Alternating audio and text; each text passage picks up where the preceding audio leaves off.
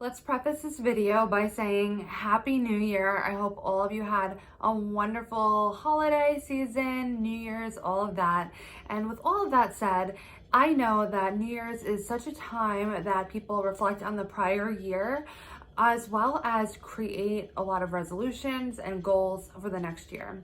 However, it looks a little different, actually a lot different for someone who struggles with mental health issues. First, welcome to my channel, or welcome back to my channel. My name is Stephanie. I'm Long Island's eating disorder specialist, and I post on this channel twice a week all about eating disorders, body image issues, and general mental health. So if any of that interests you, definitely consider clicking the subscribe button down below, and while you're at it, scroll down into the description, sign up to my email list. What you'll get there is an overview every single week about what is to come in terms of my content. But what's really cool about it is I create worksheets to go along with many of my videos, and at the beginning of the week I will send those out if there is a worksheet that I had created with a particular video that's coming out that week, and you could use it in conjunction to truly get the most out of all my content here. And make sure that you're following me on my social media.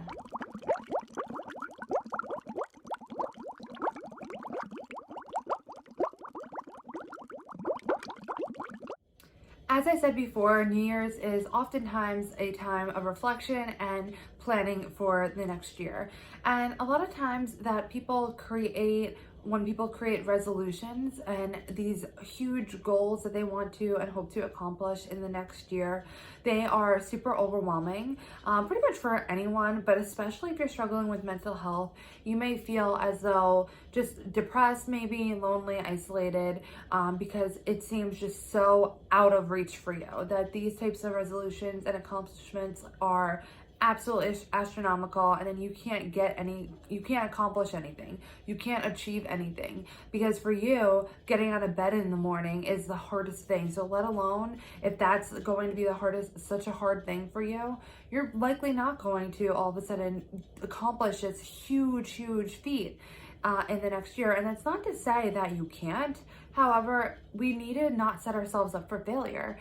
And a lot of times what happens is that when we set these resolutions, and if you're struggling with mental health, you simply overlook all the things that you do that are really huge accomplishments, and you write them off as something small or something that is really just nothing in the long run. However, I really want to challenge you to start looking at those small accomplishments and realize that they are huge. As I said before, for some people, getting out of bed in the morning is such a hard thing. So if you're struggling with depression, maybe you might really struggle every single day to get out of bed.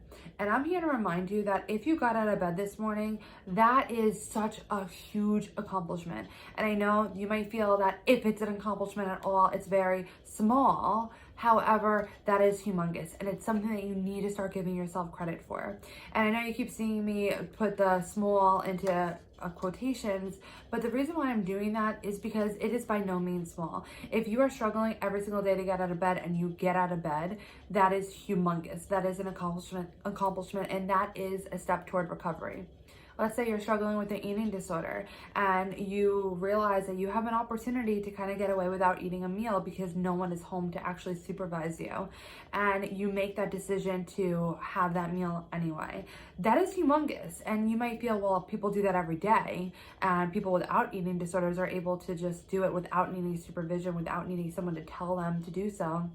However, that's just not where you're at right now, and that is okay. It's important to recognize where you're at. If you are struggling with mental health, those goals are going to look extremely different, and those goals are probably some of the most difficult goals that you will ever achieve in your life. Really, if you're struggling with mental health, working toward recovery is so difficult and so overwhelming sometimes. But whenever you take a step toward that, even if it's just getting out of bed in the morning, or just making the decision to have breakfast, or doing something, maybe being honest when you really wanted to lie.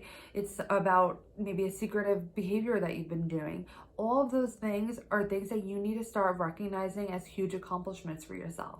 Especially, again, if you're struggling with mental health, you may feel that it is extremely difficult for you to acknowledge that you're doing anything and to acknowledge any accomplishments that you're making. But it's something that it just becomes so easy to get down on yourself, and then it's become more self-deprecating, and then become even just more into your disorder or worsening mental health. And that's something that we need to try our hardest to put a stop to.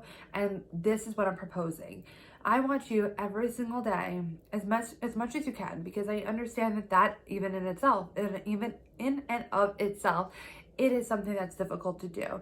So at the end of as many days as you can, I want you to reflect on the day and ask yourself, what did I do today? What did I accomplish today? What was really difficult for me, yet I did anyway today? What steps did I make toward recovery? And these are just some reflective questions for you. I do have a worksheet that goes along with this video, so if you're subscribed to my email list, you would have gotten it earlier in the week.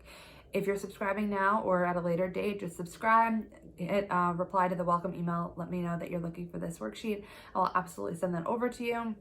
But it's to help you to reflect on the day, and also it gives you an area to reflect on the things that you have accomplished in that day. You may be overlooking a lot of things that you're doing, a lot of huge accomplishments that you're making that appear small, and that's something that is not helpful in recovery. So I'm here to remind you that these accomplishments are by no means small. They are humongous, they are recovery oriented, and they are wonderful if you are able to do that.